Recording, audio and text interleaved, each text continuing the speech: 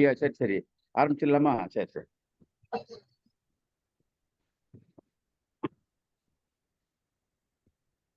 தோழர்கள் அனைவருக்கும் வணக்கம். தமிழ்நாடு கலை இலக்கிய பெருமன்றம் நடத்தும் இணையவழி நிகழ்ச்சியான நாளும் ஒரு கதை என்ற நிகழ்வில் நூற்றாண்டு கண்ட ஆளுமையான கி ராஜ்நாராயணன் அவர்களின் கதையை நாளும் ஒரு கதை சொல்லி மூலமாக நாம் கேட்டு வருகிறோம். 50வது நாளிலிருந்து கீராவும் நானும் என்ற தலைப்பின் கீழ் ஒரு எழுத்தாளுமையை அவரோடு பழகிய எழுத்தாளுமையை எழுத்தில் வராத புதிய செய்திகள் பற்றி சொல்வதற்காக அழைத்து வந்துள்ளோம். இன்னைக்கு 78ஆம் நாள், 78ஆம் சிறுகதை, 78வது சிறுகதை. எழுத்தாளர் திரு முத்துப்பாரதி அவர்கள் கீராவும் நானும் என்ற தலைப்பில் நம்மோடு பகிர்ந்து கொள்ள வந்திருக்கிறார். அடுத்து கதை சொல்லியாக முனைவர் கலையரசன் அவர்கள் நம்மிடையே கதை சொல்ல வந்திருக்கிறார்.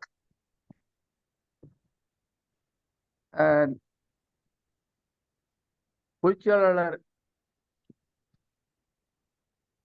இன்று ஒரு கூட்டத்தில் இருக்கிறதுனால் அனைவரையும் வருக வருக என்று வரவேற்கிறேன். கீராவை பற்றி ஒரே ஒரு செய்தி சொல்லணும்னா, கீரா அணிந்துரை, எண்ணுரை, அதாவது முன்னுரை, இதுகள்லாம் அவர் விரும்ப மாட்டார். மீரா ரொம்ப வற்புறுத்தி கேட்டதுனால ஒரு புத்தகத்துல மட்டும் முன்னுரை கொடுத்திருக்காரு. ஏன் நீங்க இப்படி பிடிவாதமா மறுக்கிறீங்க அப்படின்னு மீரா கேட்டதுக்கு அவர் சொல்றாரு, கீரா சொல்றாரு, படைப்பில் யாவும் சொல்லி விடுவான் படைப்பாளி, அதன் பிறகு சொல்ல என்ன இருக்கிறது? அதையும் மீறி தனது படைப்புகள் பற்றி ஏதாவது சொன்னால் படித்து பார்க்க சோம்புகிறவர்களுக்கும் படிக்காமலே மதிப்புரை செய்கிறவர்களுக்கும் அவல் கிடைத்தது போல என்று சொல்லி இருக்கிறார். ரொம்ப அற்புதமான வரிகள். எழுத்தாளர்கள் தெரிந்து கொள்ள வேண்டிய ஒரு செய்திதான் என்று சொல்லி இன்னைக்கு கீராவும் நானும் என்ற தலைப்பில் எழுத்தில் வராத செய்திகள் பற்றி நம்முடைய பகிர்ந்து கொள்ள எழுத்தாளர் திரு முத்துப்பாரதி அவர்கள் வருமாறு வரவேற்று வணங்கி அவரை வரவேற்கிறேன். வாங்க, சொல்லுங்க முத்துப்பாரதி. அனைவருக்கும் வணக்கம். கேக்குதா தோழர்? கேக்குது தோழர், நல்லா சொல்லுங்க. மகிழ்ச்சி. கீராவும் நானும் இந்த தலைப்பே பெரும் மகிழ்ச்சி. ஒரு மிகப்பெரிய கரிசல் இலக்கியத்தின் தந்தை என்று சொல்லப்படுகின்ற ஒரு மிகப்பெரிய இலக்கிய ஆளுமையும் நானும் என்று சொல்வதை நான் உள்ளபடியே மிகவும் பெருமையாக கருதுகிறேன். கீராவும் நானும் நான் அப்போ ஒரு இள வயது காலத்தில் 1985 என்று நான் நினைக்கிறேன், ஒரு சிறு பத்திரிகையாளர் மாநாடு, சிவகாசியில் சிறு பத்திரிகையாளர் மாநாடு, தமிழ் சுடர் இலக்கிய பேரவை மற்றும் கலை இலக்கிய பெருமன்றம் இணைந்து நிகழ்த்திய சிறு பத்திரிகையாளர் மாநாடு. அதனுடைய தமிழ் சுடர் இலக்கிய பேரவையின் நிறுவனர் மற்றும் தலைவர் பெருமதிப்பிற்குரிய தோழர் சுவர்ணசேகர் அவர் தலைமையில் நடந்துச்சு. அவர் அப்போ அதனுடைய மாநில பொருளாளராக இருந்தார். அப்போ நாங்களாம் இளைஞர்களா இருந்த நேரம் எங்களோட கவிஞர் ஞானம், கலை இலக்கிய பெருமன்றத்தினுடைய தோமுசி ரங்கனானுடைய சகலப்பாடியான பெரிய ஒரு கவிஞர், நாவலிஸ்ட், இசையாளர், இந்த மாதிரியா இருக்கக்கூடிய ஒரு பன்முகத்தன்மை கொண்ட ஒருத்தர் தனுஷ்கோடி ராமசாமி. அவங்கள சொல்லவே வேண்டாம், என்னுடைய இலக்கிய ஞான தந்தையார். என்னுடைய முதல் என்னுடைய நூலை அப்படித்தான் நான் சமர்ப்பணம். அந்த மாநாடு சிவகாசியில நடக்கும்போது நாங்கெல்லாம் தயாரிப்பு கூட்டம் போட்டு யாரை கூப்பிடுறதுன்னு பிளான் பண்ணும்போது கீரா அவர்களையும் கூப்பிடணும், வள்ளிக்கண்ணன் அவர்கள், தோத்தாத்திரி, இந்த மாதிரி ஒரு லிஸ்ட் இருந்துச்சு. இப்போ மாநாட்டுக்கு முதல் நாள் எல்லா வேலைகளையும் நாங்கள் செஞ்சுட்டு இருக்கப்போ கவிஞர் ஞானன் என்று சொன்னாரு. கவிஞர் ஞானன் சொன்னாங்க, கீரா வந்துட்டாரு சிவகாசி பஸ் ஸ்டாண்ட்ல, நீ போய் கூட்டிட்டு வந்துருங்க அப்படின்னா. இப்பெல்லாம் 2 வீலர்லாம் நம்மகிட்ட இல்லை, ஒரு நான் சைக்கிள் வச்சேன். அப்படியா, நானா போய் கூட்டிட்டு வரணும் அப்படின்னு கேட்டேன். ஆமா, அவர் என்ன தலைவர் கூப்பிட்டாரு. அப்ப நான் என்னோட தொழிற்சங்கத்துல தலைவராக இருந்தேன், எப்பவும் கடைசி வரைக்கும் அப்படிதான் இருந்தேன். போய் கூட்டிட்டு வாங்க தலைவர், எனக்கு அவரை தெரியாதே அப்படின்னு நான் சொன்னேன். அதெல்லாம் நீங்க கூட்டிட்டு வந்துருவீங்க போங்க அப்படின்னாரு. சைக்கிள் எடுத்துட்டு கீராவை சந்திக்க போறோம்ங்கிற மிகப்பெரிய மகிழ்ச்சி. அப்போ தனுஷ்கோடி ராமசாமியினுடைய தோழர் நாவல் இதெல்லாம் வாசித்த நேரம், இலக்கியத்துக்குள்ள நம்ம என்ட்ரி ஆன டைம்னு வச்சு நிறைய படிச்சுக்கிட்டு இருந்த நேரம், பெருசா ஒன்றும் எழுதிடல. அவரை பார்க்க போட்டு சைக்கிள் விரிச்சு போகும்போது வேகமா நோய் என்றுக்குள்ள சைக்கிள் வேகமா ஓட்டிட்டு போயிட்டேன். அப்போ கீராவை பார்க்க போறங்கிற மகிழ்ச்சி என்னையும் அறியாமலே இந்த சைக்கிளை வேகமா ஓட்டி போனேன். அவர் விசில் அடிச்சுட்டே இருந்தாரு அந்த டிராபிக் போலீஸ். நான் நிறுத்தவே இல்லை, வேகமா தடத்தடன்னு ஓடி வந்து சைக்கிளை பின்னாடி பிடிச்சிட்டேன். பிடிச்சிட்டு நில்லுங்க அப்படின்னாரு. நான் படக்குன்னு திரும்பினேன். என்ன நோண்டில போறீங்க அப்படின்ட்டு. அது அவ்வளவு பெரிய குற்றமா அப்படின்னு. இதெல்லாம் எனக்கு வந்து என்னுடைய மூளைக்கே போகாம இவ்வளவு வேலை நடந்துகிட்டே இருக்கு. நான் அவரை பார்க்க போகணுங்கிற வேகம், அதனால அந்த விஷயத்த சொல்றேன். அப்புறம் நான் அஞ்சலகத்துல வேலை செய்யறேன். இது மாதிரி ஒரு முக்கியமான சிறு பத்திரிகையாளர் மாநாடு அப்படின்னு பத்திரிகையாளர் மாநாடுன்னா அவர் கொஞ்சம் பயந்துட்டாரு கொண்டு. சரி ஏதோ பெரிய வேலையில இருக்காங்க, சரி சரி போங்க, இனிமேல் போக கூடாது அப்படின்ட்டார். சரி சரி அதுக்கு பிறகுதான் எனக்கு அது உணர்வே வந்துச்சு. ஆஹா, இதெல்லாம் நம்ம செய்யவே இல்லையே, தப்பால போயிட்டோம் அப்படின்ட்டு பஸ் ஸ்டாண்டுக்கு போனேன். போய் எனக்கு தான் அவர் தெரியாது, அவருக்கும் என்னையே தெரியாது. சைக்கிள ஸ்டாண்ட் போட்டு அவர் தேடி பார்த்தேன். கரெக்டா கண்டுபிடிச்சிட்டேன். ஒரு தோல்ல பச்சை துண்டு போட்டிருந்தாரு, காதுல கடுக்கான், நித்யா ஒரு ஜிப்பா போட்டிருந்தாரு. கரெக்டா கண்டுபிடிச்சிட்டு நான் யாருன்னு சொன்னேன். இந்த மாதிரி என்னோட பேரு மாரிமுத்து அப்படின்னு நான் சொன்னேன். இப்போ அஞ்சலகத்துல ஒர்க் பண்ணேன், ஞானன் தனுஷ்கோடி ராமசாமி கூட இருக்கேன், உங்களை கூட்டிட்டு வர சொன்னாங்க சொல்லி என்னோட சைக்கிள்ல ஏற்றி பின்னாடி உட்கார வச்சு நான் கூட்டிட்டு வந்தேன். அது உண்மையிலே வந்து ஒரு மிகப்பெரிய ஒரு விஷயமா நினைக்கிறேன். கூட்டிட்டு வந்தாச்சு. வந்ததுக்கு அப்புறம் மறுநாள் காலையில தான் மாநாடு தொடங்க போகுது. அவங்க பக்கத்துல ஒரு லாட்ஜ்ல ரூம் போட்டு கொடுத்துருந்தாங்க. அந்த ரூம்ல உட்காந்தாங்க. மற்றவங்களாம் தயாரிப்பு வேலைகள்ல இருந்தாங்க. தனுஷ்கோடி ராமசாமி எல்லாம் வந்துட்டாரு. இன்னொன்னு இரவு நேரங்கள்ல அவர் சாத்தூருக்கு போயிட்டாரு. மற்றவங்க எல்லாம் ஞானவங்க எல்லாம் வீட்டுக்கு போயிட்டு நீங்க தான் அவங்க 2 பேரையும் பாத்துக்கிறீங்க, வள்ளிக்கண்ணனையும் கீராவரலையும். எனக்கு கொஞ்சம் நடக்கமா இருந்துச்சு. ரொம்ப பெரிய எழுத்தாளர்களா இருக்காங்க, நம்ம நைட்ல உட்காந்து என்ன பேச போறோம் அப்படின்னு. ரொம்ப சின்ன வயசு வேற. சரி அப்படின்ட்டு நான் சரின்னு சொல்லிட்டேன். சரின்னு சொல்லிட்டேன். அவங்க போயிட்டாங்க. போன உடனே பக்கத்துல அந்த ஒரு உடுப்பி ஹோட்டல்னு இருந்துச்சு. இப்போ அந்த லாட்ஜ் கூட இல்லை, ஒரு வணிக வளாகம் மாறி போயிடுச்சு. அவர்கிட்ட பேசிட்டு இருந்தேன். அவங்க 2 பேரும் ஏதோ பேசிட்டு இருந்தாங்க. அப்போ வள்ளிக்கண்ணன் அவர்களை பார்க்கும்போது ஒரு அதாவது ஒரு அப்பாவித்தனமான ஒரு முகம் அது. ஒரு இரக்கத்தை வலிய வரவழைக்கிற ஒரு முகமாக அது இருந்தது. நான் அப்படியான ஒரு முகத்தை பார்த்ததே இல்லை. ஒரு சின்ன ஒரு தாழ் பையில, பிளாஸ்டிக் பையில 2 வேஷ்டி துண்டெல்லாம் வச்சுக்கிட்டு ஒரு ஒரு பச்சை கலர்ல ஒரு சாயம் போன சட்டையை போட்டு ஒரு ஓரமா வந்து உட்காந்து 2 பேரும் இலக்கிய விஷயமா பேசிக்கிட்டே இருந்தாங்க. இடையில கொஞ்சம் டைம் கிடைச்சு டிஃபன்லாம் முடிஞ்சதுக்கு அப்புறம் நான் சொன்னேன், ஐயா நான் ஒரு கதை வச்சிருக்கேன், நான் இது வரைக்கும் எழுதல, ஒரு கதை வச்சிருக்கேன், வாசித்துக்கிட்டு இருக்கேன். சரி வழி படிங்க பார்ப்போம் அப்படின்ட்டாங்க 2 பேரும். இவர் பக்கத்துல உட்காந்துருக்காரு வெள்ளிக்கண்ணன். ஆமா, கீரா வந்து சாஞ்சு படுத்துக்கிட்டார். படுத்துட்டு அந்த பட்டிக்காட்டு மைனர் மாதிரி படுத்து துண்டை தோல்ல போட்டு படிங்க அப்படின்னாரு. நான் அந்த கதையை வாசித்தேன். ரொம்ப நேரமா கேட்டே இருந்துட்டு சொன்னாரு, இது கதை இல்ல அப்படின்னாரு. இந்த பக்கம் முத கதையை பெரிய ஆளுக்க வாசித்து காட்டியிருக்கணும்னு எனக்கு கொஞ்சம் பெருமிதமா இருந்துச்சு, பயமாவும் இருந்துச்சு, பெருமிதமாவும் இருந்துச்சு. ஆனா இது கதை இல்லை அப்படின்னாரு. அப்புறம் அப்புறம் அப்புறம்னு கேட்கல, நான் பேசாம இருந்தேன். உடனே சொன்னாரு, ஆனா இதுக்குள்ள ஒரு கதை இருக்கு, அது என்னன்னு நீங்க தான் பார்க்கணும் வந்து சொன்னார். இதுக்குள்ள கதை இருக்கு, ஆனா இதுக்கு கதை இல்லை அப்படிங்கிறத அர்த்தமா சொன்னார். சரிங்கய்யா அப்படின்னு சொல்லிட்டு வந்து அதுக்கு பிறகு இது அவரை நான் சந்தித்த இதுக்கு எனக்கும் அவருக்குமான உரையாடல். அப்புறம் காலையில வந்து மாநாட்டுக்கு போனாரு. அவருடைய உரையை நிகழ்த்திட்டு போயிட்டாரு. அதுக்கப்புறம் நான் கீரா அவர்களை சந்திக்கவே இல்லை.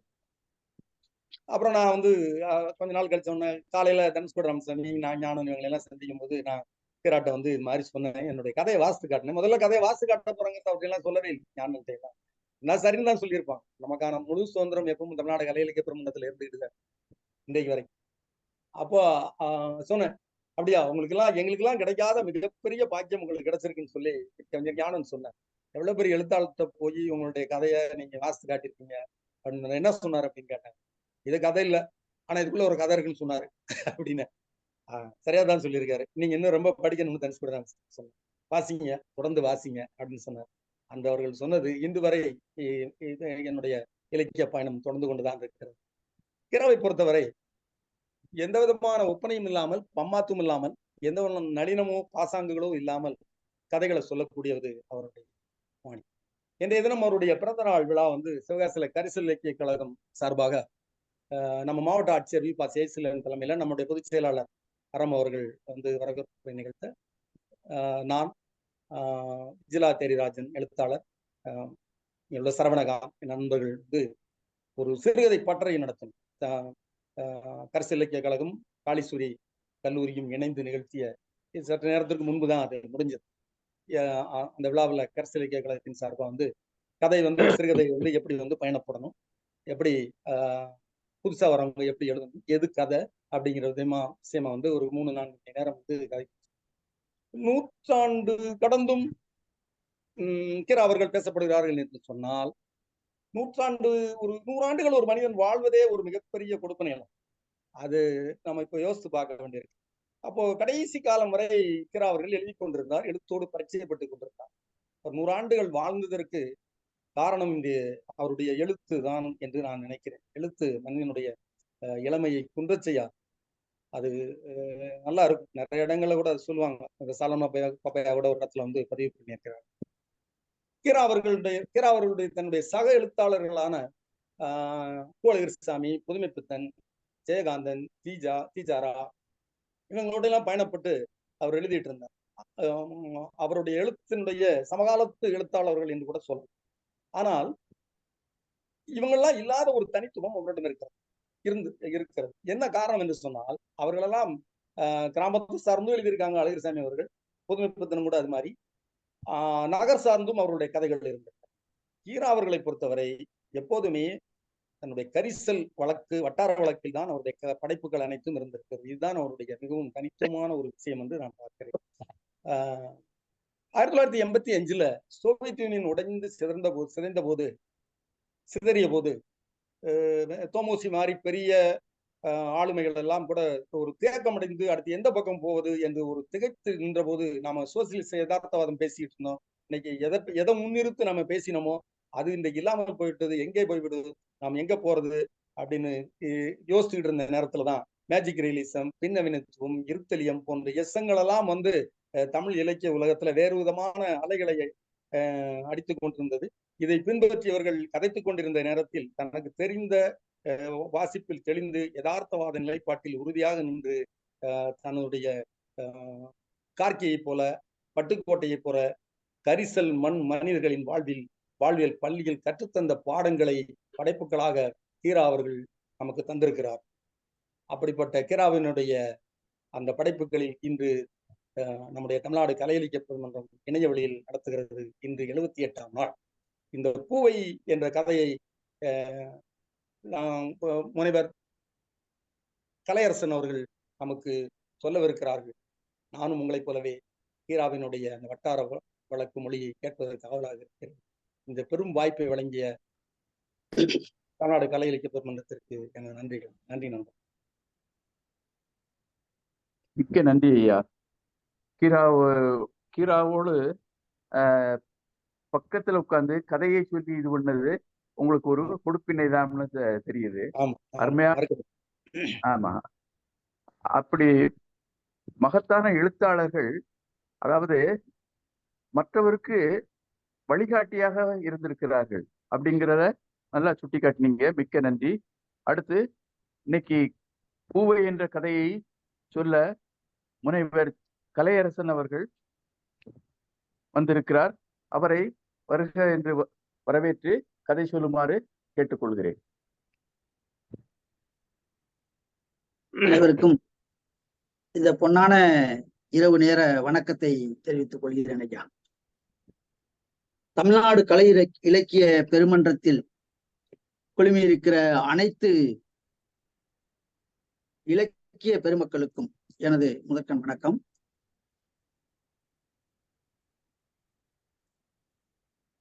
இந்த தமிழ்நாடு கலை இலக்கிய பெருமன்றம் ஒரு மிகப்பெரிய இலக்கிய சேவையை செய்து கொண்டிருக்கிறது. இந்த இலக்கிய சேவையில் நானும் ஒரு சிறு துரும்பாக இன்று இந்த கதையை சொல்வதற்கு அனுமதி அளித்த ஐயா முனைவர் பேராசிரியர்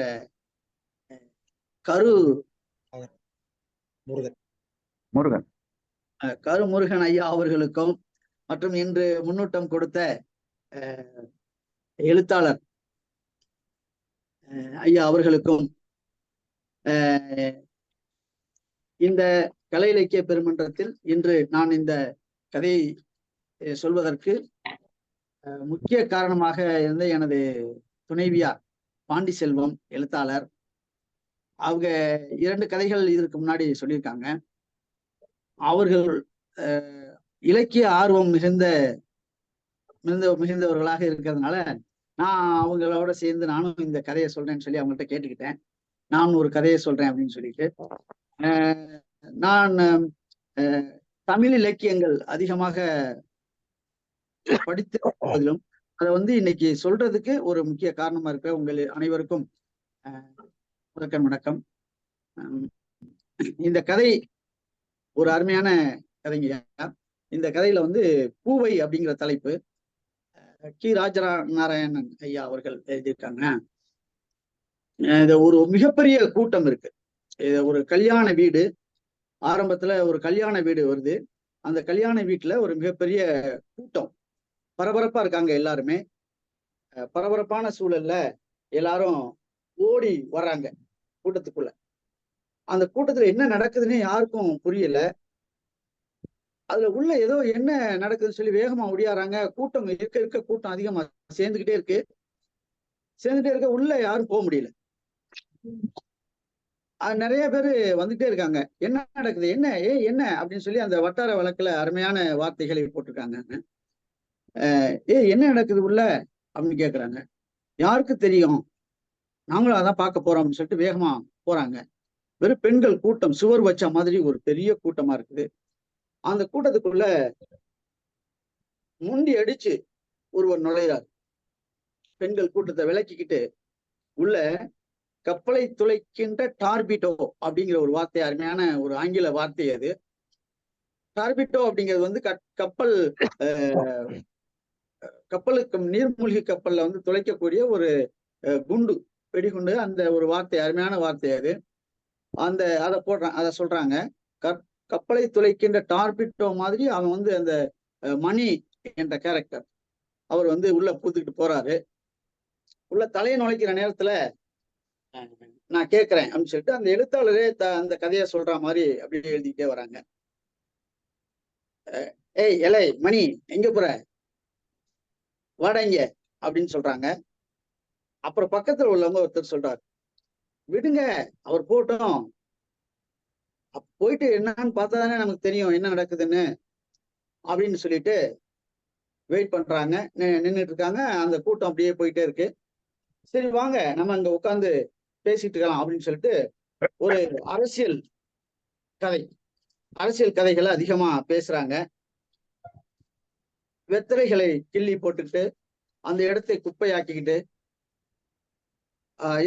வெத்தலையை போட்டு எச்சிலை துப்பிட்டு அந்த இடமே ஒரு போர்க்களம் மாதிரி, அந்த ஒரு அருமையான ஒரு சுத்தமான இடத்தை அசுத்தப்படுத்தி கொண்டும் நாங்கள் இருந்தோம் அப்படின்னு சொல்லி ஒரு நக்கலான ஒரு அருமையான ஒரு விஷயத்தை அங்க பதிவிடுறாங்க. அதை அப்படியே சொல்லிட்டே வர்றாங்க. நாங்க வெத்தலையை போட்டுட்டு அங்க எச்சில துப்பிட்டு பேசிக்கிட்டு இருந்தோம். அரசியல் கதைகளை பேசி கொண்டிருந்தோம். அந்த அரசியல் கதைகள்ல முக்கியமா நாங்க பேசிக்கிட்டு இருந்தது கரிபி ஹடாய் அப்படிங்கிற ஒரு வார்த்தையை சொல்றாங்க. கரிபி ஹடாய் அப்படிங்கிறது இந்திரா காந்தி ஆட்சி காலத்துல 1971 அந்த தேர்தல் பிரச்சாரமா பஞ்சத்தை ஒழித்தல் அப்படிங்கிற ஒரு அந்த தேர்தல் பிரச்சாரமா வச்சிருந்தாங்க. அதை பத்தி அதிகமா நாங்க பேசிக்கிட்டு இருந்தோம் அப்படின்னு சொல்லி ஒரு அருமையான பதிவை அப்படியே சொல்றாங்க. சொல்லிட்டே வரும்போது அதை பத்தி நிறைய பேசிட்டு இருக்காங்க. அந்த கூட்டம் இன்னும் முடியல. அதை சுத்திலும் ஒரு கல்யாண கோலம் அப்படின்னு சொல்லப்படுகின்ற அந்த கல்யாண கோலமா இருக்குது. எங்க பார்த்தாலும் பூந்தோரணங்கள், வண்ண வண்ண பூக்கள், அலங்கரிக்கப்பட்ட பூக்கள் நிறைந்த ஒரு இடமா இருக்குது. அது முழுக்க நறுமணம், பூக்களின் நறுமணம் அப்படியே வாசனையா இருக்கு. அந்த கதையை படிக்கும் போதே நமக்கு அந்த பூ மனமே நமக்கே வீசுது. அந்த மாதிரியான ஒரு அருமையான வார்த்தைகளை போட்டு அந்த சூழ்நிலையை கொண்டு எழுதுறாங்க. அப்படியே போயிட்டே இருக்கு. கல்யாண கோலத்துல இருக்கக்கூடிய அந்த வீட்டுல எல்லாரும் அப்படியே பேசிட்டே வந்துட்டு இருக்கும்போது அந்த ஒரு பெண்மணி, பேரக்கால் என்ற பெண்மணி, அது ஒரு சின்ன குழந்தையில அந்த வீட்டுல வேலைக்கு சேராங்க. அங்க சேரும்போது அது எரும மாடு மேய்க்கிறதுக்காக சேர்றாங்க. அந்த எரும மாடு மேய்க்கக்கூடிய அந்த பெண்மணி அந்த வீட்டில் உள்ள வேலைகள் அனைத்தையும் மிக சிறப்பா செய்யறாங்க. கொஞ்சம் கூட அசதி இல்லாம, எந்த ஒரு கால் வலி கை வலி இந்த மாதிரி எதுவுமே இல்லாம ஒரு அசதியா உட்காராம சுறுசுறுப்பா வேலை பார்க்கறாங்க. அப்படி பார்க்கக்கூடிய அந்த பெண்ணுக்கு வந்து பாட்டி இருக்காங்க. அந்த வீட்டுல வந்து ஒரு பாட்டி இருக்காங்க. அந்த பாட்டி தான் அந்த எல்லாத்தையும் கண்காணிக்கக்கூடிய ஒரு அருமையான ஒரு சிந்தனை கொண்ட ஒரு பாட்டி. அந்த பாட்டி தான் எல்லாத்தையும் கண்காணிச்சுட்டே இருப்பாங்க. அவன் என்ன பண்றான், வேலைக்காரங்க எல்லாம் எப்படி என்னென்ன பண்றாங்க அப்படிங்கறதெல்லாம் பார்த்துட்டே வராங்க. அதுல இந்த பேரக்கால் அப்படிங்கிறது வந்து நல்ல பேர் வாங்கக்கூடிய, பாட்டிக்கிட்ட நல்ல பேர் வாங்கக்கூடிய ஒரு வேலைக்காரியா இருக்கு. அந்த வீட்டுல நிறைய வேலை பார்க்கறவங்க இருக்காங்க, வேலைக்காரங்க இருக்காங்க. அந்த வீடு வந்து ஒரு முற்றம் வைத்து கட்டப்பட்ட வீடு. அதுல வந்து இப்ப சொல்லுவோம்ல, ஒரு கிச்சன், டபுள் பெட்ரூம் அந்த மாதிரி உள்ள ஒரு வீடு. 2 ஹால் இருக்குது. அதுல ஒரு மாட்டு தொழுவம் இருக்கு. மாட்டு தொழுவம். அந்த மாட்டு தொழுவத்துல வந்து மாடுகள், ஆடு மாடுகள் எல்லாம் வந்து கட்டப்பட்டு அந்த கிராமத்துக்கே உரிய ஒரு அருமையான சூழ்நிலை அங்கே நிலவுது. அந்த இடத்துல பாட்டி சொல்றாங்க, இங்க உள்ள வேலையாட்கள் எல்லாரும் திறமை வாய்ந்தவங்களா நல்லா ஒழுங்கா வேலை பார்க்கணும் அப்படின்னு சொல்லிட்டு அப்படியே வந்துட்டே இருக்காங்க. அப்ப வரும்போது இந்த பேரக்கால் உடைய தோற்றம், குளவிக்கல் அப்படின்னு சொல்லி ஆட்டு குளவிக்கல் அப்படின்னு சொல்றாங்க, அதுல எழுதியிருக்காங்க.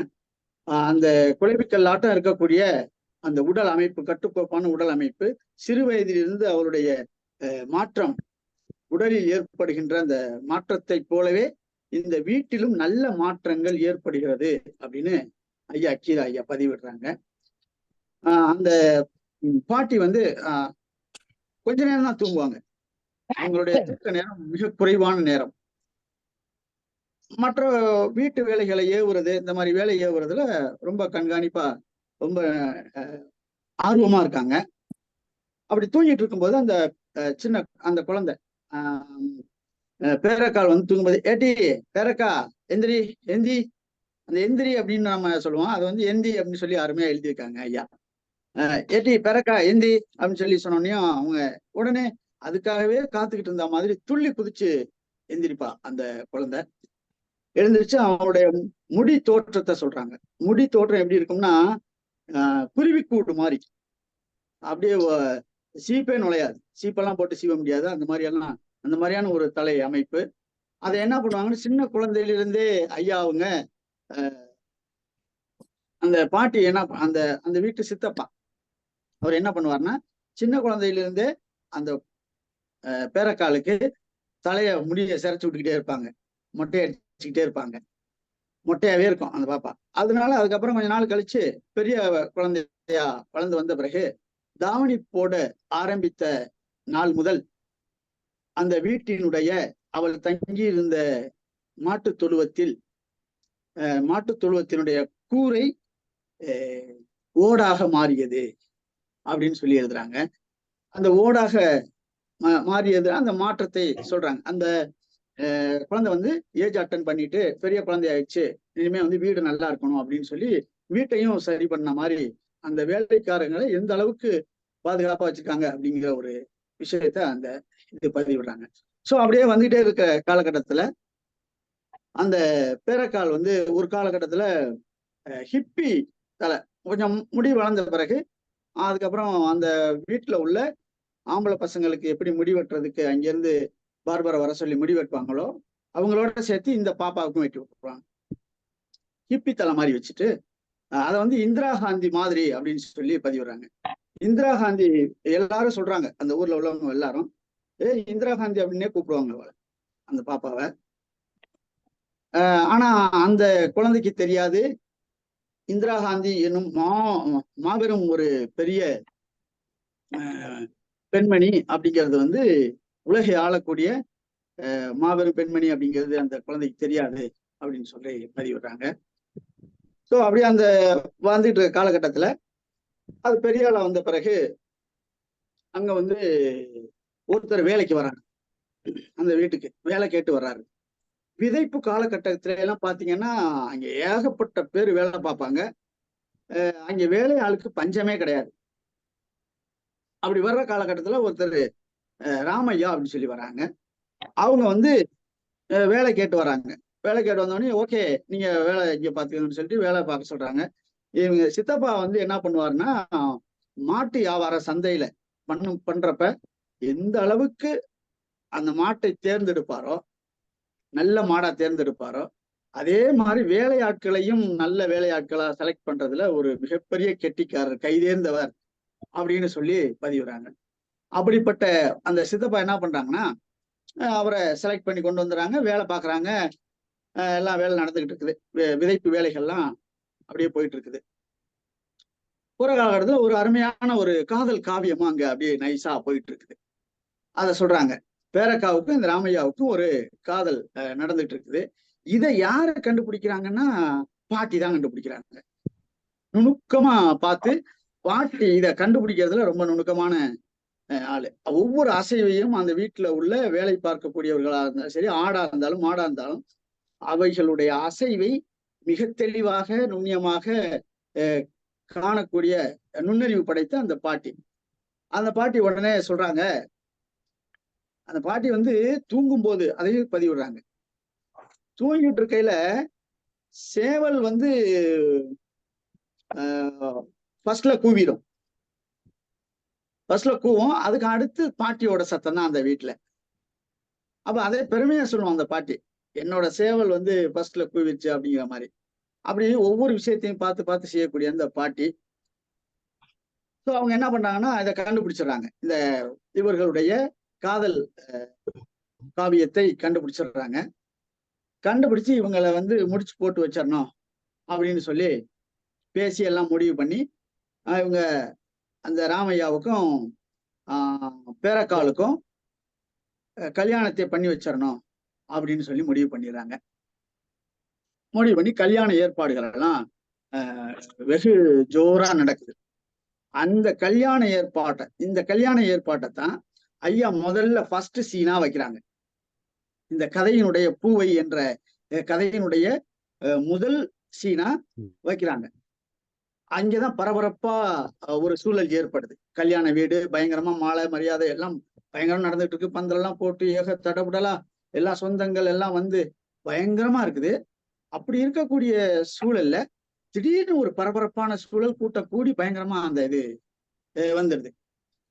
அந்த கூட்டத்துக்குள்ளதான் மணி போயிட்டு பார்த்துட்டு வர்றாரு. பார்த்துட்டு இப்படி வெளியில வரும்போது, என்னல அப்படின்னு கேட்குறாங்க. அப்படி கேட்கும்போது அவன் சொல்றான், ஒண்ணு இல்ல, உள்ள மணப்பெண் வந்து மயக்கம் போட்டு மயங்கி விழுந்துட்டா அப்படின்னு சொல்றாங்க. ஐயோ என்னன்னு சொல்லி எல்லாரும் பயங்கரமா என்னாச்சு என்னாச்சு என்னாச்சுன்னு எல்லாம் கேட்குறாங்க. கேட்டதான் அடுத்து பாட்டி வர்றாங்க. படங்கள்ல எல்லாம் பாத்தீங்கன்னா நம்ம பாட்டி எல்லாம் வரும்போது பயமா இருக்கும். ஒரு பெண் வந்து மயக்கம் போட்டு விழுந்துட்டா, கல்யாணம் ஆகிறதுக்கு முன்னாடி வந்து பெண் மயக்கம் போட்டு விழுந்துட்டா, பாட்டி வெளியில அந்த கூட்டத்தை விட்டு வெளியில விலக்கிட்டு வரும்போது, ஆஹா என்ன சொல்ல போறாளோ எது சொல்ல போறாளோங்கிற மாதிரி ஒரு பயமா இருக்கும். ஏன்னா கிழவியெல்லாம் வந்து வயதானவங்களாம் அவங்கெல்லாம் வந்து ஒரு சின்ன வைத்தியர், அங்க அந்த ஊருக்கே வைத்தியரா இருப்பாங்க.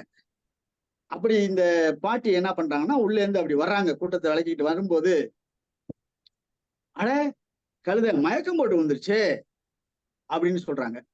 என்னாச்சு என்னன்னு எல்லாம் கேட்கறாங்க ஆர்வமா. எழுத்தாளர் மட்டும் அமைதியா உட்கார்ந்துருக்காரு. இவங்க மட்டும், நான் மட்டும் அமைதியாக உட்கார்ந்தேன் அப்படின்னு சொல்றாங்க. அப்ப என்னன்னு கேட்டா, பொண்ணு பேரக்கா மயக்கம் போட்டு வந்துட்டா.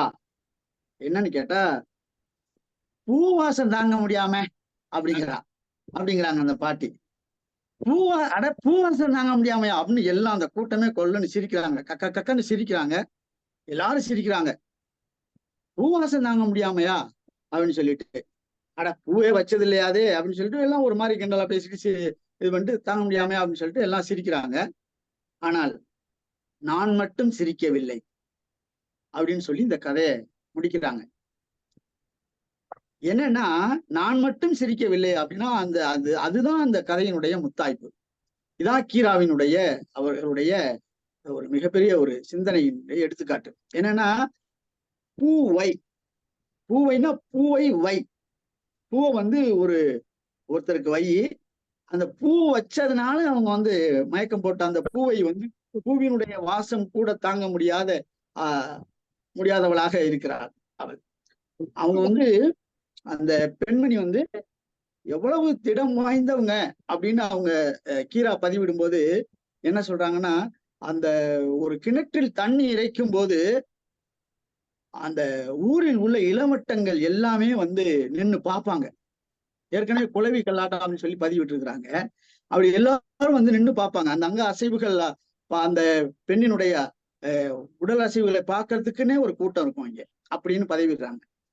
அப்படி இருக்கக்கூடிய ஒரு திடகார்த்தமான, எந்த வேலையையும் அசந்து உட்காராம எந்த வேலையும் பர்ஃபெக்டா முடிக்கக்கூடிய அப்படிப்பட்ட பெண்மணி ஒரு பூவாசம் தாங்க முடியாமல் மயங்கி விழுகிறாள் என்று சொன்னால், அவள் வாழ்நாளில் பூவே வைத்ததில்லை. பூ வைக்க அவளுக்கு தலையில் முடியும் வைக்க அனுமதித்ததில்லை. இப்படியாக பதிவிடுகின்ற பொழுது இவருடைய மனம் முழுக்க வருத்தத்தில் வாடியதனால் எல்லாரும் சிரிச்சாங்க, நான் மட்டும் சிரிக்கவில்லை என்று இந்த கதையை அழகாக முடிக்கின்றார்கள். வணக்கம் ஐயா. நன்றிங்கய்யா.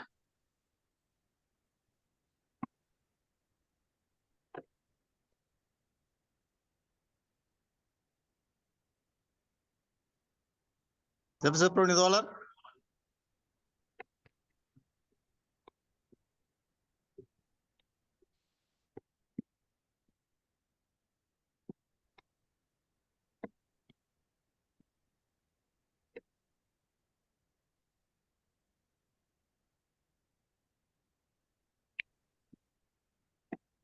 மிக்க நன்றி முனைவர் கலையரசன் அவர்களே.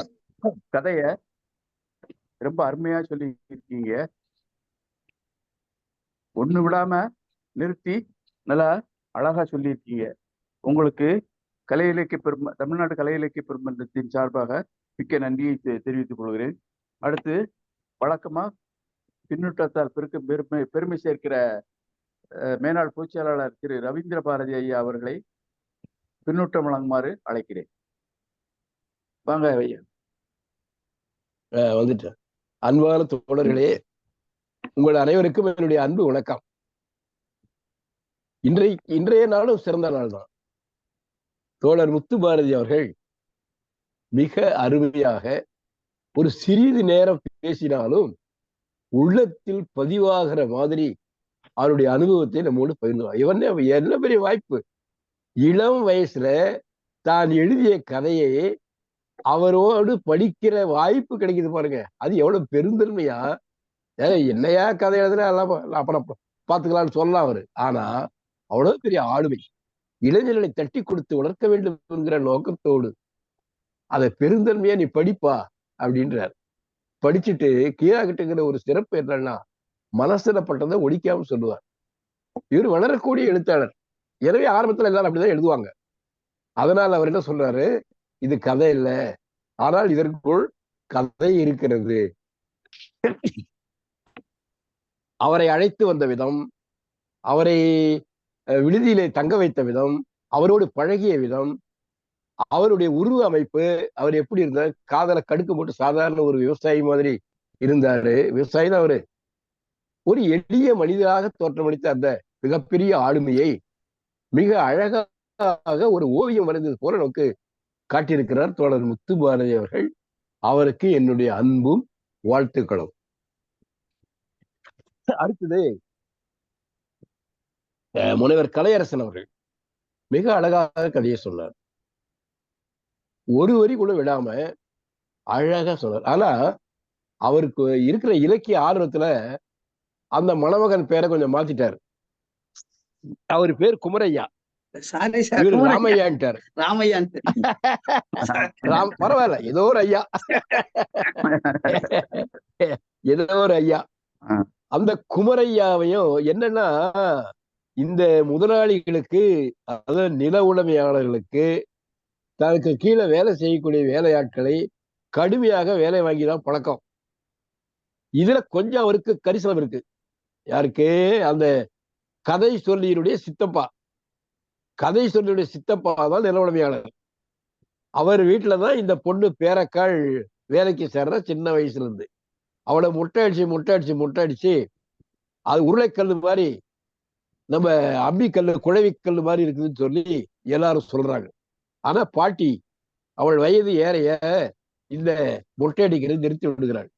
கடைசியில பாப் வைக்கிறார். அது எப்படி இருக்குன்னா இந்திரா காந்தி மாதிரி இருக்குதுன்ற. இது 70களில் நடந்த கதை என்பது ஒரு குறிப்பு என்னன்னா, கரீபி ஹட்டாவோ, வறுமையே வெளியேறு.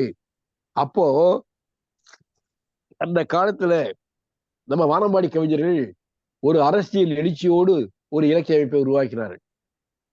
அந்த வானம்பாடியில கங்கை கொண்டான் ஒரு கவிஞர் ரொம்ப நல்ல ஒரு கவிதை எழுதினார். சொன்னாரு, ஏப்பா சுப்பிரமணியம், கொஞ்சம் நல்லா சொல்லு, கரீபி ஹட்டாவோ, வறுமையே வெளியேறு அப்படின்னு ஒரு வரி வரும்.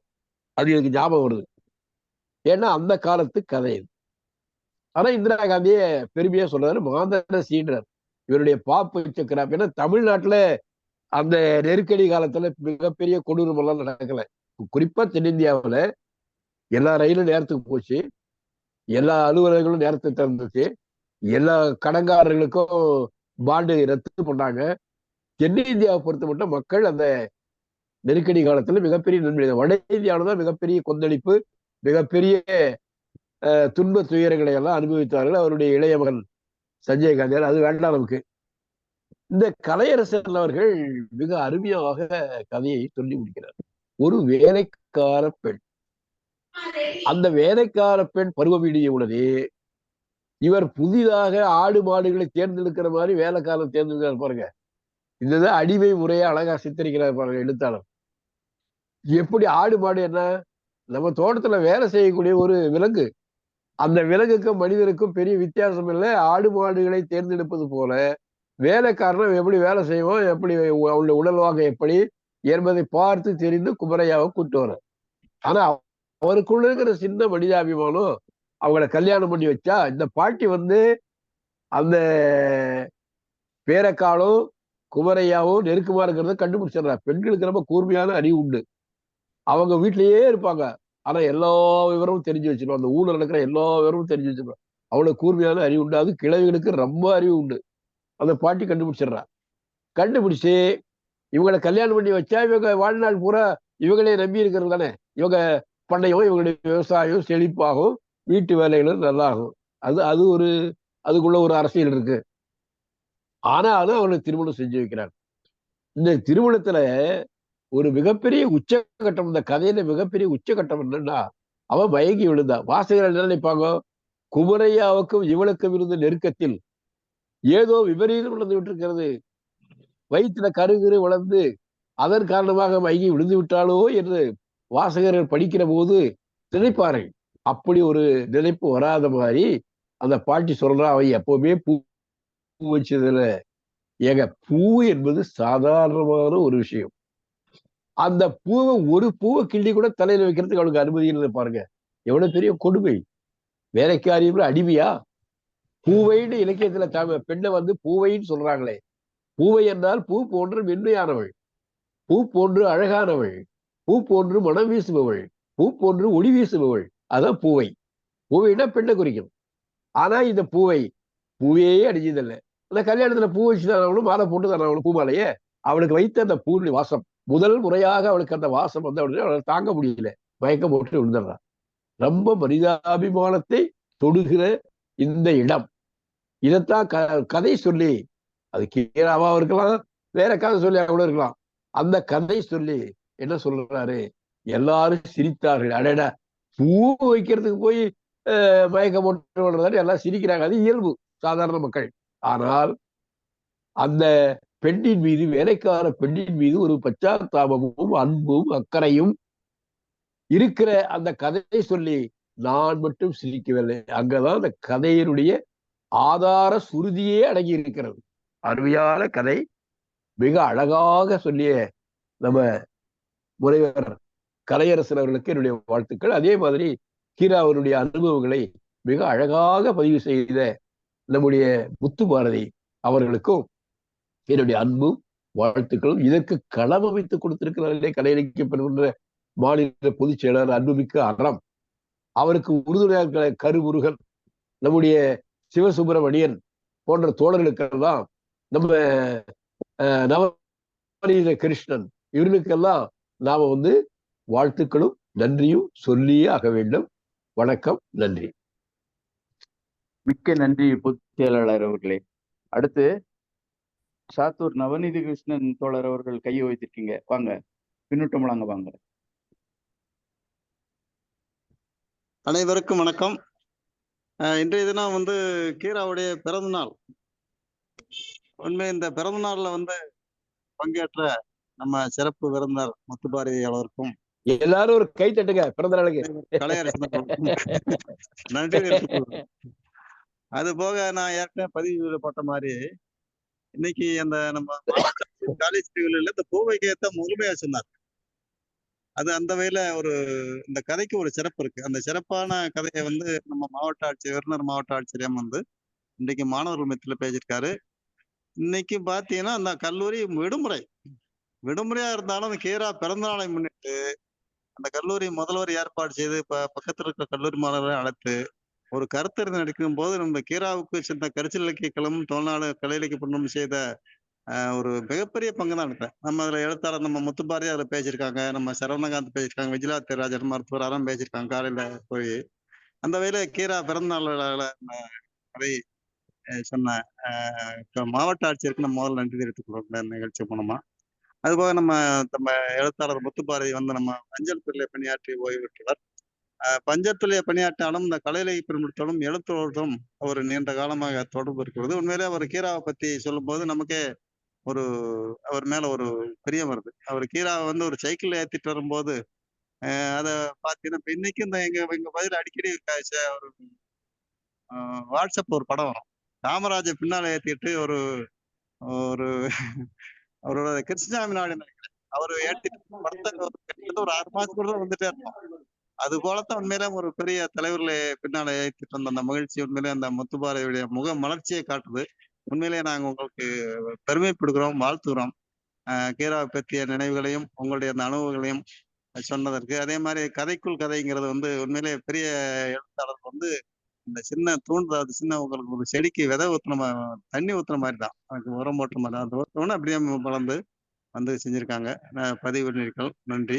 கதையை பொறுத்தவரை நம்ம கலையரசன் அவர்கள் அருமையாக சொன்னாங்க. இந்த கதை அந்த அந்த பெண்ணு தலையில பூவே வைக்காம அவர் தலைப்பே பூவைன்னு பூ வச்சுட்டாரு. இப்ப பூவைங்கிறது சரி, அதே மாதிரி பேதைங்கிற இது சரி, ரெண்டும் ஒன்னு தான் வரும். பொதுவா பேதையினாலும் சரி பெண்ணை குறிக்கும், பூவையினால் பெண்ணை குறிக்கும். அந்த பேதையிலும் இந்த மாதிரிதான் இந்த இது ஒரு பூ வைக்காம செய்யாம வைக்காம அந்த மாதிரி பெண்ணா காட்டியிருப்பாரு, இந்த மாதிரி பெண்ணா காட்டியிருப்பாரு. அந்த மாதிரி இந்த கதையை அந்த சிறிதும் கூட அந்த அவர் கதை சொல்லி என்ன நோக்கத்துக்காக சொன்னாலும் அந்த நோக்கத்தை மிக அழகாக கொண்டு வந்த நம்ம கதை சொல்லிக்கு நன்றி தெரிவித்துக்கிறோம். அனைவருக்கும் நன்றி, வணக்கம். நன்றி தோழமையே. அடுத்து பின்னூட்டம் வழங்க யாராவது இருக்கீங்களா?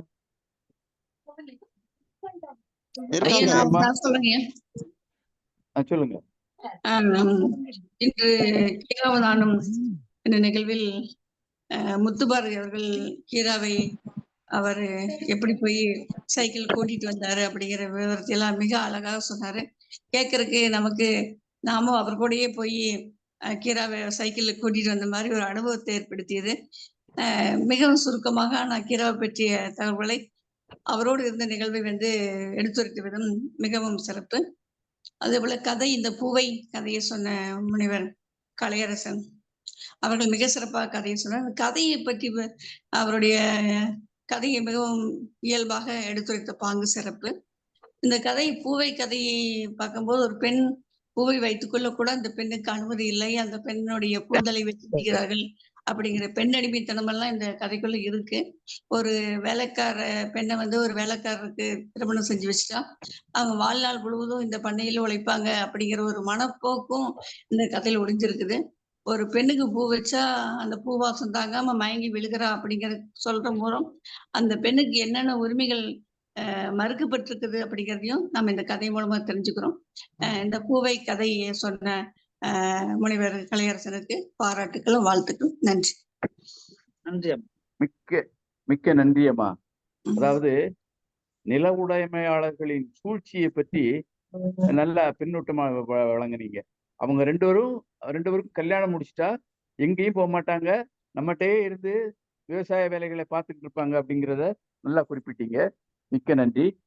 அடுத்து பின்னூட்டம் வழங்குறதுக்கு யாராவது இருக்கீங்களா? அரச்செல்விமா வாங்க. அனைவருக்கும் வணக்கம். இன்றைய சிறப்பு விருந்தினர் வந்து மிக அருமையா அவரோட அனுபவத்தை சொன்னாரு. ஒரு மிகச்சிறந்த உலகின் தலை சிறந்த ஒரு ஆளுமையை தன்னோட சைக்கிள்ல அழைச்சிட்டு வர்றாருன்னா அது எவ்வளவு பெரிய கொடுப்பினை, அது எவ்வளவு பெரிய சந்தோஷத்தை கொடுக்கும். நான் நினைச்சு பார்க்கும் போதே நமக்கே அந்த ஒரு உணர்வு இருக்கு. அப்போ அவருக்கு அந்த நமக்கு பின்னாடி கீராயா உட்கார்ந்துருக்காங்க, நாம அவங்களை அழைச்சிட்டு வர்றோன்ற அந்த மைண்ட் செட்லயே வந்து அவர் அந்த வண்டியை ஓட்டிட்டு வந்திருப்பாரு. மிகப்பெரிய கொடுப்பினை. அழகா சொன்னாரு. அந்த நிகழ்வை வந்து ரொம்ப அழகா சொன்னாரு. அடுத்து கதை சொல்லி அவர்கள் தெளிந்த நீரோடையாட்டம் நிறுத்தி நிதானமா எதையும் விடுபடாம ரொம்ப அழகா கதையை சொன்னாங்க. இந்த சம்பவம் எங்க ஊர்ல உண்டுங்க. ஆண்ட உடுன்ட்டு ஒரு 10 வயசு ஆன விட்டு அங்க வேலைக்கு அனுப்பி விட்டுருவாங்க. அந்த பிள்ளைங்க பருவம் எய்யும் பொழுதுதான் வீட்டுக்கு வருங்க. தீபாவளி பொங்கலுக்கு வருஷத்துக்கு 2 நாளைக்கு வீட்டுக்கு அனுப்புவாங்க. கல்யாணத்துக்கு வந்து தாலியும் பொண்ணு மாப்பிள்ளைக்கு ட்ரெஸ் இதான் வந்து ஆண்ட வீட்டுல எடுத்து தருவாங்க. இது வந்து எங்க ஊர்ல நடந்தது. அப்புறம் இந்த கவர்மெண்ட் சட்டத்தால அந்த முறையை ஒழிச்சுட்டாங்க. இந்த கதையில 2 விஷயம் எனக்கு கொஞ்சம் கஷ்டமாவும் இருந்துச்சுன்னு வச்சுங்களேன். அவ வந்து அந்த பூ வச்சனால மயங்கிட்டா, அது ரொம்ப வேதனைக்குரியது. அப்போ எப்பவுமே அந்த தொழுவத்திலேயே அந்த கோமியம் அந்த சாணம் அந்த வாடையோடையே அவ வாழ்ந்துட்டா.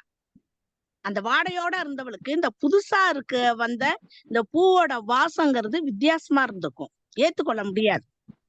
நான் நினைச்சிட்டேன் எனக்கு ஏசி கார்ல போனா அந்த ஏசி போட்டா அந்த வாடை ஒத்துக்காங்க, ஐயோ அதை நிறுத்திட்டு ஜன்னலை ஓபன் பண்ணுங்க, அது எனக்கு ஒத்துக்காது. அது இதே மாதிரி ஒரு ஃபீலிங்கா இருக்கும். அதே மாதிரி அவ அந்த தொழுவத்திலேயே வாழ்க்கையை நடத்துனதுனால வேற வாசமே அவளுக்கு தெரியல போல இருக்கு. முன்ன பின்ன பூவும் வச்சல, அதுக்கேத்தமா முடிய நறுக்கி விட்டாச்சு. எவ்வளவு கொடுமை. அந்த பூவோட வாசம் தாங்காம பெண்மையே மென்மையானவள், அந்த மென்மையே மயங்கி விழுதுன்னா பாத்துங்க. அடுத்து இவ பூவாலதான் மயங்கி விழுந்தா அப்படின்னு விட்டு எல்லாருமே சிரிக்கிறாங்க. ஆனா அவர் ஒருத்தர் மட்டும் சிரிக்கல. மனிதம் அங்கே நிற்கிறது. அதான் மனிதம், அதான் மனித நேயம், மனிதத்துவம். யாருமே மேலோட்டமா பார்த்தாங்க. பூ வச்சதுக்கு எவ்வளவு அந்த வாசத்துல இது மயக்க போட்டு விழுவாங்களான்னு ஒரு சாதாரண சிந்தனையோட எல்லாம் கடந்து போயிட்டாங்க அந்த நிகழ்வை. ஆனா மனிதத்துவம் நிறைந்த ஒரு மனிதருக்கு மட்டும்தான் அதோட வலி அந்த இது தெரியுது. அருமையான கதை. அதான் நான் திரும்பவும் சொல்றது, கீரா வந்து சாதாரண மக்களின் கேமரா. அவர் கரெக்டா படம் பிடிச்சு அதையும் பதிவு பண்ணி வச்சிருக்காரு. இதை விட ஒரு சிறந்த கால கண்ணாடி எதுவும் இல்லை. கதை சொல்லிக்கும் வாழ்த்துக்கள், பாராட்டுக்கள். நன்றி, வணக்கம். நன்றி அம்மா. அந்த தொழுவத்திலேயே இருந்தவர்களுக்கு பூவாசம் வரவில்லை என்று ஒப்பிட்டு சொன்னது அருமை. அடுத்து ரேவதி டீச்சர் பின்னூட்டம் வழங்க வரீங்களா? அனைவருக்கும் தெரிவித்துக் கொள்கிறேன். கரிசல் இலக்கிய கழகத்தின் உறுப்பினர் அவருடைய அனுபவத்தை மிக தெளிவாக கூறினார்கள். அவங்க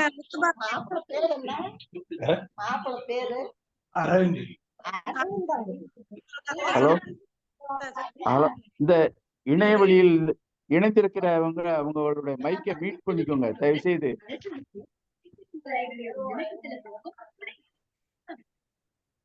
நீங்க கதையை தேர்ந்தெடுத்தீங்கன்னா கதையை வந்து எனக்கு அதோட இதெல்லாம் கலந்துக்கிற நமக்கு ஒரு வாய்ப்பு கிடைத்தது. அதுல முத்துபாரதி ஐயா ரொம்ப எங்க பாக்குற இடத்துல எல்லாம் சிலாக்கியமா பாராட்டுவாங்க. அப்படிப்பட்ட முத்துபாரதி ஐயா அவர்களுடைய நட்பு கிடைத்தது மகிழ்ச்சி. கீரா நைனா அவங்களோட அவர் பழகின அந்த விதத்தை ரொம்ப தெளிவாக எடுத்து சொன்னாங்க. நல்லா கேட்கறதுக்கு இதமாக இருந்தது. அடுத்தால இந்த கதையை சொல்லிய முனைவர் கலையரசன் அவர்கள் அவங்க வந்து பாண்டிச்செல்வம் என்ற சங்கீதா என்ற ஆசிரியருடைய இணையர் அப்படிங்கிறத கேள்விப்பட்டது. இணையராகவே இந்த கலை இலக்கியத்துல இணைந்து கொண்ட குடும்ப உறுப்பினர்கள்ல இவங்க இப்ப புதுசா சேர்ந்திருக்காங்க. கதையை மிக அருமையாக கலையரசன் தோழர் நல்லா அருமையா கூறினாரு.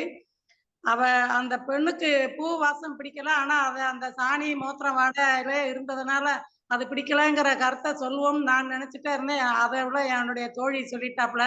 ரொம்ப மகிழ்ச்சியாக இருந்தது.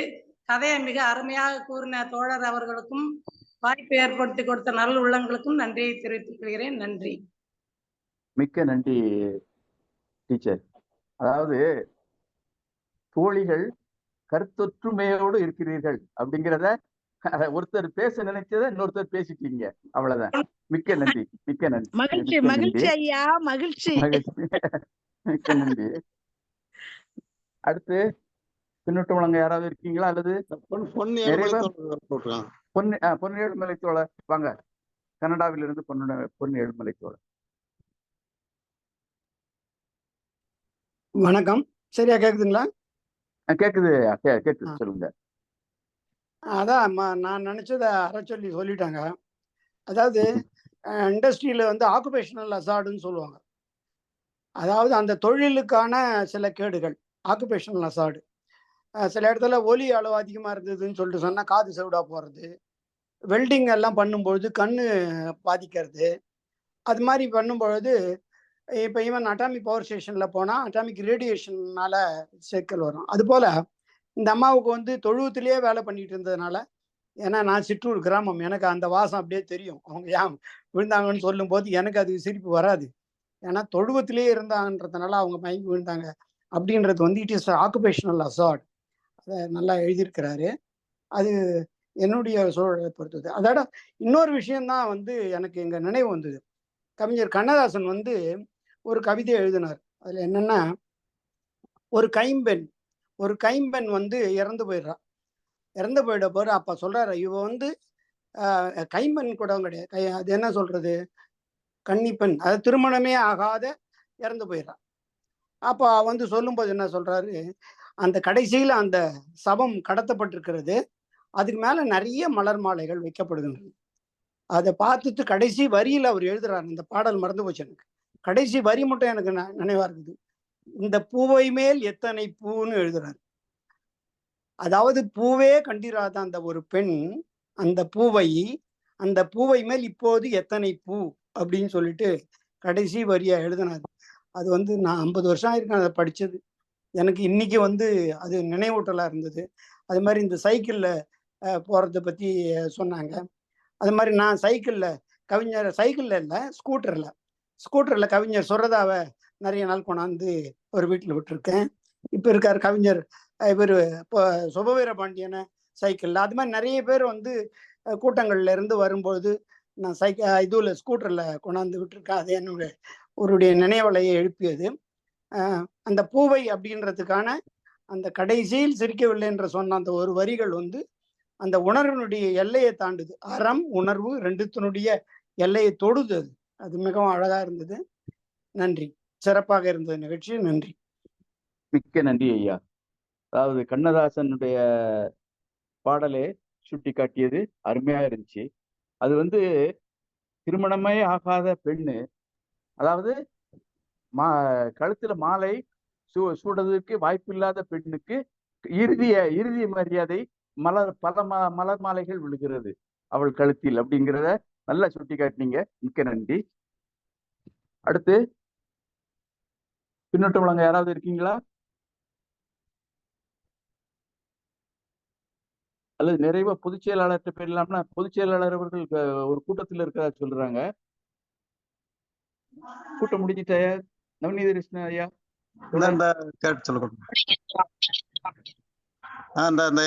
இணைஞ்சிட்டாங்க. சரி. நிறைவுரையாக பொதுச் செயலாளர் டாக்டர் அறம் அவர்கள்.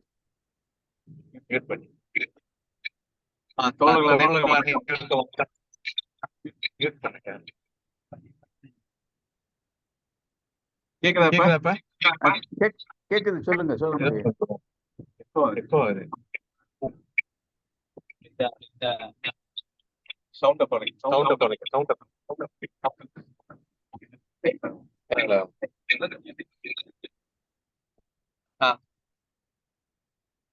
கீரா பிறந்த நாளுக்கு கேக்குதுல இப்ப? கேக்குது சொல்லுங்க. இந்த கீரா பிறந்த நாளுக்கு வந்து காலையில காளீஸ்வரி கல்லூரியில் ஒரு நிகழ்வு ஏற்பாடு செய்திருந்தோம். ஒரு 10 சிறுகதைகளை அவர் நம்ம மாவட்ட ஆட்சித்தலைவர் அவர்கள் வந்து ஒரு 500 காப்பி அடிச்சு 60 ரூபாய் வந்துச்சு ஒரு புக்கு. மாவட்ட ஆட்சித்தலைவர்கிட்ட கேக்குறப்ப நம்ம விலை வைக்க வேண்டாம், எல்லாத்துக்கும் மாணவர்களுக்கு இலக்கியத்தின் மீது ஆர்வம் உள்ள மாணவர்களுக்கு அனைவருக்கும் இலவசமாக கொடுத்துருவோம், கீரா கதையை படிக்கட்டும் அப்படின்னு சொல்லிட்டாங்க. இன்னைக்கு தற்செயலா இது எப்படி நம்ம மாவட்ட ஆட்சித்தலைவருக்கும் நமக்கும் ஒத்து போகுதுன்றது தெரியல. பூவை கதைத்தான் சொன்னாரு. நான் வந்து அவர்கிட்ட சொல்லுவோம்னு நினைச்சேன், சார் இன்னைக்கு சொல்ல போற கதை பூவை. அது எப்படி அவருக்கு வந்து கோஇன்சிடென்டா எப்படி அவர் வந்து அந்த கதையை தேர்ந்தெடுத்தாரு. சின்ன கதை இருந்தாலுமே அவர் அதை வந்து சவுண்ட் பரப்பா தயவு செய்து மைக்கை மியூட் பண்ணிக்கோங்க.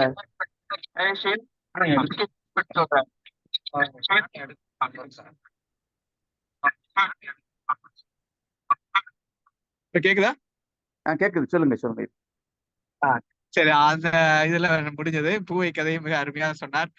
அதுக்கப்புறம் இப்பதான் இந்த கோவில்பட்டி கீரா நினைவரங்கத்துல தூத்துக்குடி மாவட்ட ஆட்சியர் திரு இளம்பகவத் அவர்களின் தலைமையில லட்சுமண பெருமாள், சோதர்மன், கீரா பிரபாகர், உதயசங்கர், எட்வின் சாமுவேல் இவங்க எல்லாம் வந்து கீரானுடைய நினைவுகளை பகிர்ந்து இப்பதான் மாவட்ட ஆட்சித்தலைவரை வந்து முடிச்சுட்டு போறாங்க. மிக அருமையான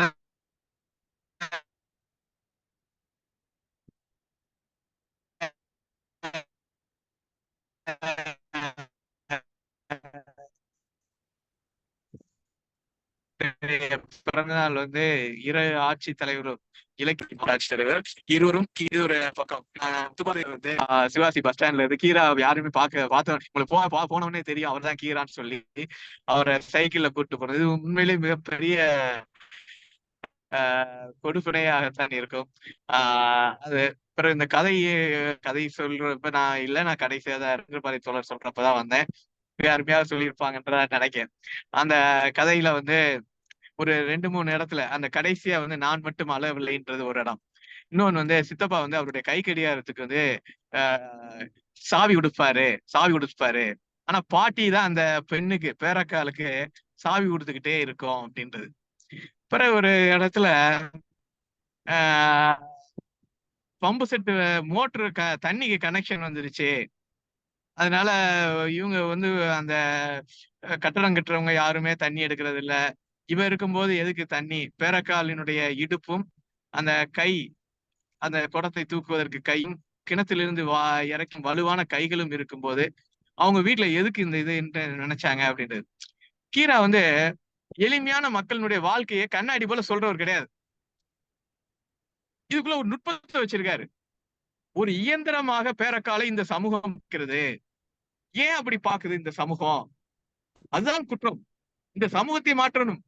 அதுக்கப்புறம் இன்னொரு இடத்துலயும் சொல்றாரு, அங்கிட்டு கல்யாணம் நடந்துகிட்டு இருந்தது, நாங்க வெத்தலை காம்ப ஒடிச்சு குப்பையாக்கிட்டு இருந்தோம், வெத்தலை போட்டு முடிஞ்ச அளவுக்கு அந்த இடத்த அசிங்கப்படுத்திக்கிட்டு இருந்தோம். கல்யாணம்ன்றது எங்களுக்கு 2வது பிரச்சனை. இந்த அரசியல் பேசணும். ஒரு அந்த வீடு, அந்த ஒரு வீட்டுல சமையலறை இந்த பக்கம் இருக்கு, ஒரு நடுவுல ஒரு அறை இருக்கு, அந்த அறையில தான் உட்காந்து பேசிக்கிட்டு இருக்காங்க. அந்த நடுத்தர வர்க்கத்தினுடைய மனோநிலை, ஒரு அனாதையாக வந்தவள், அவளை முடிந்த அளவுக்கு உழைப்பு சுரண்டல் பண்றாங்க, உழைப்பு சுரண்டல் பண்ணிட்டு அவளை முடிஞ்ச அளவுக்கு இது பண்ணிட்டு அதுக்கப்புறம் கல்யாணம் படிச்சு கொடுக்கும் போது கூட அது வந்து அவங்களுக்கு முக்கியமானதாக இல்லை. இந்த அரசியல் நிலவரத்தை சும்மா உட்கார்ந்துக்கிட்டு ஜாலியா உட்கார்ந்துட்டு வெத்தலை போட்டுக்கிறது தான் இந்த.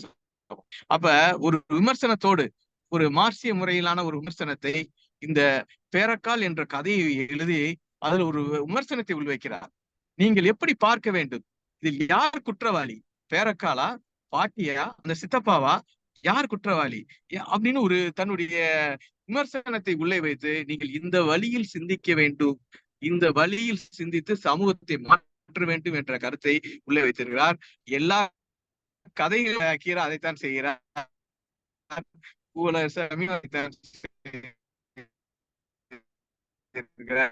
மிக அருமை. இருவர் கல்லறைக்கு நன்றியை தெரிவித்துக் கொள்கிறேன். மிக்க நன்றி பொதுச் செயலாளர் அவர்களே. அடுத்து பதிவு பின்னோட்டம் கொஞ்சம் பார்த்துடலாம்.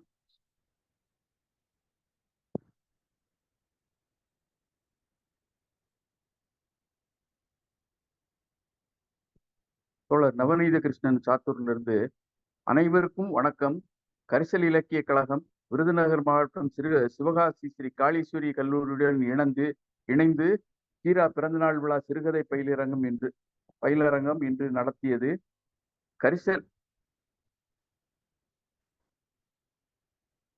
கரிசல் இலக்கிய கழகத்தின் தலைவரும் மாவட்ட ஆட்சியருமான முனைவர் பா. செயலிசீலன் இந்திய ஆட்சி பணியாளர் நிகழ்வை தொடங்கி வைத்து இந்த பூவை கதையினைத்தான் முழுமையாக கூறினார். பொதுச் செயலாளர் மருத்துவர் அறம்,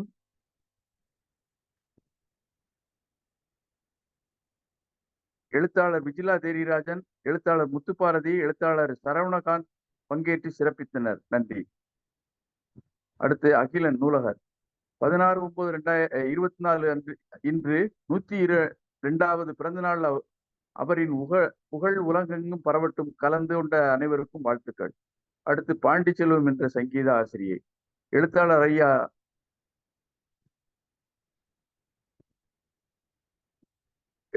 எழுத்தாளர் முத்துப்பாரதி ஐயா அவர்களுக்கு நன்றிகள். கதையை மிகுந்த விவரிப்புகளுடன் சிறப்பாகவும் கூறிய எனது கணவருக்கு வாழ்த்துக்களும் நன்றிகளும். இந்த வாழ்த்த கதை சொல்லி பொக்கிஷமாக வைத்துக் கொள்வார் என்று நினைக்கிறேன். மேரி ரோஸ்லின் அடுத்து, கீராவும் நானும் நிகழ்வில் முத்துப்பாரதி அவர்கள் மிகச் சிறப்பாக எடுத்துரைத்த பாங்கு போற்றுதலுக்குரியவை. பூவை என்கிற கதையை சொன்ன முனைவர் கலையரசன் அவர்களின் மொழிநடை சிறப்பு. பதிவு பின்னோட்டம் வழங்கிய அனைவருக்கும் மிக்க நன்றி. அடுத்து பொதுச் செயலாளர் அவர்களே, நாளை நிகழ்வுகளை சொல்றீங்களா? சிறப்பு ஒன்று இறுதியா பேசுங்க. சிறப்பு ஒன்றையும் கதை சொல்லி. சரி. சிறப்பு அதாவது எழுத்தாளர் முத்துப்பாரதி அவர்கள் கிளி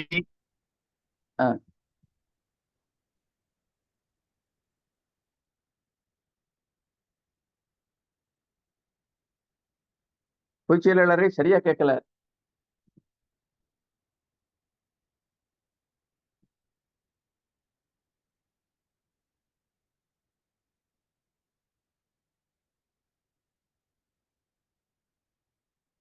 கார்ல வந்துகிட்டு இருக்கிறதுனால இணையம் சரியா கிடைக்க மாட்டேங்குது. அதனால பிறவண்ணா கேட்கணும். எழுத்தாளர் முத்துப்பாரதி அவர்களை கிளி நாளை கதை கிளி கதை சொல்லி திரு மோகன சுந்தரம்.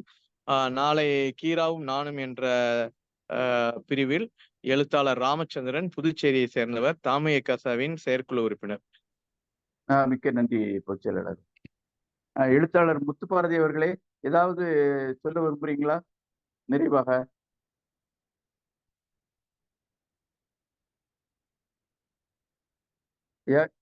எழுத்தாளர் முத்துப்பாரதி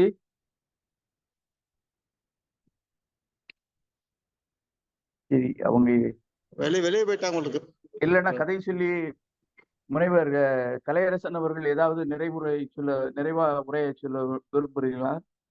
நான் சொல்றேங்கய்யா. இந்த தினந்தோறும் இந்த நிகழ்வுல பங்கு பெற்று ஒரு 8 மணிக்கெல்லாம் அவங்க ஆன் பண்ணி மொபைல வச்சுட்டு உட்காந்துருப்பாங்க. ஆரம்பத்துல அந்த நேரம் தான் பசிக்கிற நேரம். சாப்பாடு பசங்கள்லாம் 2 பசங்க இருக்காங்க, குருச்சரன், தேஜேஸ்வர் அப்படின்ட்டு. 8th படிக்கிறான், சின்ன ஒரு 6th படிக்கிறாரு. நாங்க வந்து பசிக்குதுன்னு சொல்லி அப்பதான் வந்து கேட்போம், சாப்பாடு தம்பி கேட்பான். அப்படி கேட்கும்போது இவங்க இந்த செல்ல மொபைல வச்சுக்கிட்டு அப்படி உட்காந்துருக்கும் போது நான் சொல்லுவேன், அம்மா வந்து ஒரு முக்கியமான ஒரு இதுல இருக்காங்கடா, இலக்கிய துறையில அவங்க பங்கேற்று இருக்காங்க. அதை அவங்க முடிக்க விட்டு 1 ஹவர்ல அவங்க 9 o'clock முடிச்சிருவாங்க. அதுக்கப்புறம் நம்ம சாப்பிட போவோம் அப்படின்னு சொல்லுவேன். அப்பதான் அவங்க அந்த பேச்சாளர்கள் எல்லாம் கொஞ்சம் இழுத்து பேசுவாங்க. கொஞ்சம் நேரம் அப்படியே இழுத்துக்கிட்டு இருக்கும்போது கொஞ்சம் கொஞ்சமா எப்படா இவங்க முடிப்பாங்க அப்படின்லாம் தோணாது. நான் வந்து எட்டிட்டு நின்றுட்டு பார்ப்பேன் பக்கத்துல. ரொம்ப இனிமையா இருக்கும், கேட்க கேட்க இனிமையா இருக்கும். இன்னும் கொஞ்சம் நேரம் பேச மாட்டாங்களா, பசியெல்லாம் மறந்து போயிடும் எங்களுக்கு. அப்படி ஒரு அருமையான ஒரு நிகழ்வா இந்த நிகழ்வு இருக்குங்கய்யா. இந்த நிகழ்வு தொடர்ந்து நடக்கணும். இன்னும் எனக்கு வயசானாலும் நானும் உங்களோட சேர்ந்து பயணிக்கணும் அப்படிங்கிற ஒரு ஆவல். அப்புறம் இன்னொன்னுங்கய்யா, இந்த ஒரு கதைகளை வந்து ஒரு 10 கதைகளை வந்து ஐயா ராஜன் அந்த புத்தகம் மொத்த புத்தகத்துல 100 சிறந்த கதைகள் அப்படிங்கிற அந்த புத்தகத்துல இருந்து அவங்க இந்த கதைகளை தான் சொல்ல சொல்லியிருக்கிறாங்க அப்படின்னு சொல்லி ஒரு 10-15 கதைகள் இருக்கும் கொடுத்தாங்க என்கிட்ட மொத்தமா. அதுல பார்க்கும்போது எல்லாத்தையும் பார்த்துட்டே வந்தேன். கொத்தை பருத்தி அது இதுன்னு நிறைய இருந்தது. அப்படி பார்த்துட்டே வரும்போது பூவை அப்படிங்கிற அந்த தலைப்பே எனக்கு கேட்சிவா இருந்தது, நல்ல ஒரு பிடித்தமா இருந்தது. டக்குன்னு இதை எடுத்துக்கிட்டு நான் படிச்சு பார்ப்போம் அப்படின்னு சொல்லிட்டு ஒவ்வொரு கதையிலையும் ஒரு ரெண்டு ஒவ்வொரு பேராகிராஃப் படிச்சுட்டே வந்தேன். இந்த பூவையை படிச்ச உடனே ஃபர்ஸ்ட்ல எடுத்த உடனே ஒரு கல்யாண வீடு, பரபரப்பான ஒரு இடம் அப்படின்னு சொல்லி ஆரம்பிச்சிருந்தாங்க. அப்புறம் லாஸ்ட்டை பார்த்தேன், எல்லாரும் சிரித்தார்கள், நான் மட்டும் சிரிக்கவில்லை அப்படிங்கிற மாதிரி அந்த இதெல்லாம் இருந்தது. அதை பார்த்த உடனே எனக்கு பிடிச்சி போச்சுங்கய்யா. அப்ப இதை நான் செலக்ட் பண்ணி இன்னைக்கு சொன்னதும் ஐயாவுக்கு இன்னைக்கு பிறந்த நாள், அதோட தான் இன்னைக்கு அந்த ஐஏஎஸ் அவங்களும் இந்த கதையை செலக்ட் பண்ணியிருக்காங்க அப்படின்னு நினைக்கும் போது ரொம்ப பெருமையா இருக்குங்கய்யா. இந்த உங்களோட இன்னமும் நான் நிறைய இணைஞ்சிட்டேன், நம்ம ஒரு குடும்பம் ஆயிட்டோம் அப்படின்னு எனக்கு ஒரு நல்ல ஒரு சிந்தனை வருதுங்கய்யா. அதாங்கய்யா, மிக்க நன்றிங்கய்யா. அதோடதான் இளம்பகவத் ஐயா, இளம்பகவத் ஐஏஎஸ் அவங்க வந்து அந்த இல்லம் தேடி கல்வியில அவங்க இருந்தாங்க, மாநிலத்துல அவங்க தான் பாத்துக்கிட்டாங்க. அதுல நான் அந்த புதுக்கோட்டை மாவட்டத்தினுடைய இல்லம் தேடி கல்வி மாவட்ட ஒருங்கிணைப்பாளராக இருந்தேன். அதனால ஐயாவுக்கு என்னை நல்லா தெரியும். இன்னைக்கு அந்த ஐயாவும் இன்னைக்கு நிகழ்வுல பங்கேற்றுக்கிறாங்க அப்படின்னு அறம் ஐயா பதிவிட்டாங்க. அறம் ஐயா அருமையான ஒரு நுண்ணறிவாளர் அப்படிங்கிறத வந்து இப்ப நான் பாத்தேங்கய்யா. என்னன்னா, நான் எதெல்லாம் சொல்லலையோ பாயிண்ட கரெக்டா சொன்னாங்க பாருங்க. நான் ஒரு 3 பாயிண்ட் சொல்லல, அதுல அந்த 3 பாயிண்டையும் கரெக்டா அவங்க பதிவிடுறாங்க. அப்படின்னா அந்த கதையை கேட்காமலே அவங்க வந்து எப்படி சொல்றாங்க பாருங்க. அப்படிங்கும்போது இப்ப இலக்கிய ஆர்வத்துல ஐயாவை நான் நேர்ல பார்த்திருக்கேன். விருதுநகர்ல ஒரு தடவை நேர்ல பார்த்தோம். துணைவியாரோட ஒரு விருது வழங்கும் விழாவிற்கு போகும்போது ஐயாவை பார்த்தோம். இந்த நிகழ்வுல இந்த மகிழ்ச்சியான தருணங்கள்ல பகிர்ந்துகிட்டதுக்கு வாய்ப்பளித்த உங்க அனைவருக்கும் நன்றிங்கய்யா. மிக்க நன்றி ஐயா. அதாவது கதை சொல்றவங்களுக்கு அடுத்து பின்னூட்டம் வழங்குறது அந்த அந்த இதுக்காக தான் வச்சிருக்குது. கதை சொன்னவங்க ஏதாவது விட்டாலும் சரி, மாற்றி சொன்னாலும் சரி, அதை சரி பண்ணிக்கிட்டதுக்கு ஒரு திறனாய்வு மாதிரி இருந்தாலும் இந்த அமைப்பு வந்து அருமையான ஒரு கட்டமைப்பாகும். நீங்க சொன்னது எனக்கு ரொம்ப ரொம்ப பிடிச்சது, முத்தாய்ப்பா இருந்தது. ஒண்ணே ஒண்ணு, வயசான காலத்திலையும் நான் உங்களோடு தொடர்வேன் அப்படின்னு சொன்னது ரொம்ப முத்தாய்ப்பா இருந்துச்சு. மிக்க நன்றி. அடுத்து